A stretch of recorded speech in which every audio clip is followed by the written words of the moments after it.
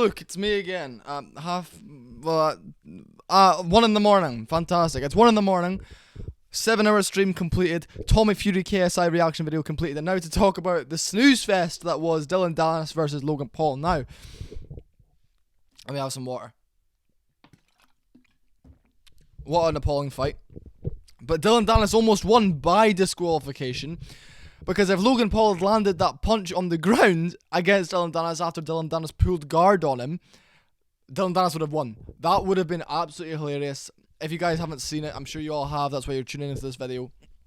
Dillon Danis walked forward with his shell up, and he did it in the first round. And I thought, okay, Dillon Danis hasn't really thrown much in the first. He threw a good left hook or something at one point, more of a slapping punch. And I said, okay, perfect. That's actually ideal because he'll get a gauge of what Logan has to offer him, feel his power, and see how gauge his confidence from there. He didn't throw a punch. He walked forward for 5 rounds, didn't throw a punch. In the 6th round, he tried pulling guard, which if you guys don't know, if you're not fight fans, you're traditional boxing fans, it's when you essentially bring someone into your guard, you wrap your legs around their back. That's where you can get submissions off. It's a mixed martial art and jiu-jitsu position.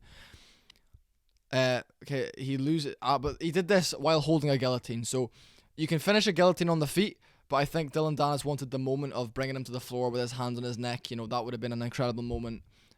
It would have kind of fixed this whole issue of him not throwing a whole punch, the whole for 5 rounds. And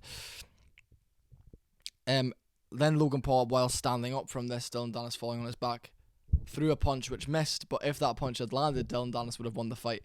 But obviously, Dillon Danis pulling guard. The referee stepped in. Dillon Danis ignores the referee, goes after Logan Paul. Security come in. Dillon Danis tries punching a security guard. Ends in disqualification, essentially. So Logan Paul wins by disqualification, and it's just a weird fight. I can't really justify Dillon Danis. I don't know what that was about. I think if he had genuinely stood in front of Logan Paul and threw punches at him, it could have been a really, really fucking close fight. So I think he's really let himself down. Logan Paul, in terms of his boxing ability, didn't look improved. He's the exact same fighter he was when he fought Mayweather. He said he just does it for a hobby. You know, he's not looking to be a fucking world champion, and that's completely fair enough. You know, going into KSI Tommy Fury, left the event on a bit of a low, but then the excitement builds up again when you realise, oh fuck, I've actually got another massive fight to watch now. In terms of Dillon Danis, where he goes from here, get back to MMA, get winning fights, get back on track. This is nothing. You know, you went up 4 weight classes in boxing, more than 4 in boxing terms, and you went up 3 in MMA terms. He typically fights at 170, and it's typically a 10-pound gap. He went up a 15-pound gap to 185, which would be middleweight, and then up 10 pounds from there. So that's 25 pounds heavier than he would fight at usually, you know.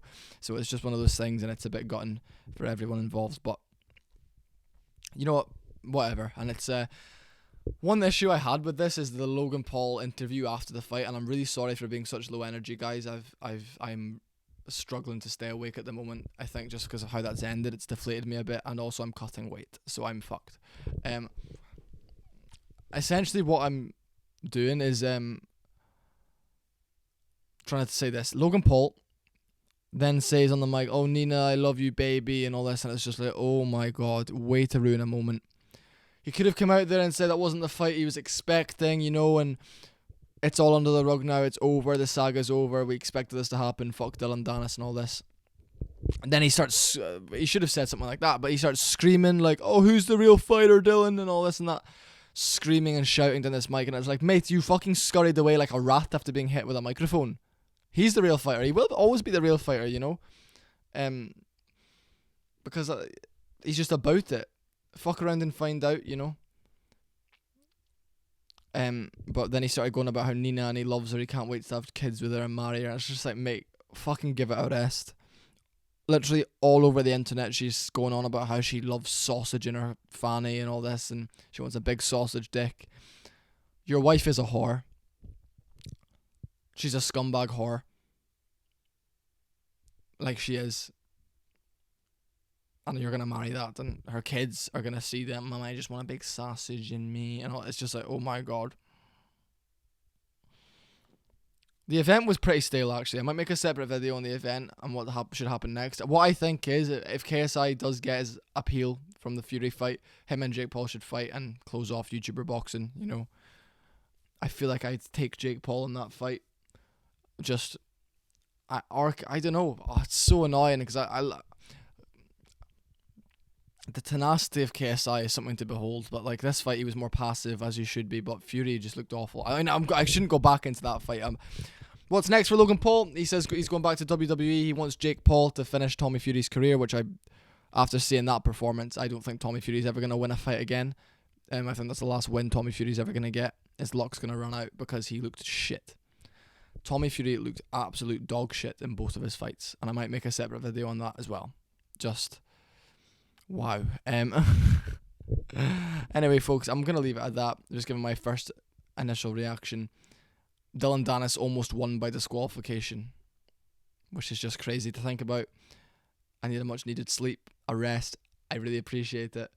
And what did you guys think of the event? It's very amusing, very funny, I thought. And yeah, thanks guys, appreciate you all, love you to bits. And thanks for watching the stream, guys. Weird night. Logan Paul didn't look much improved. A lot of straight punches and a lot of, nothing special, guys.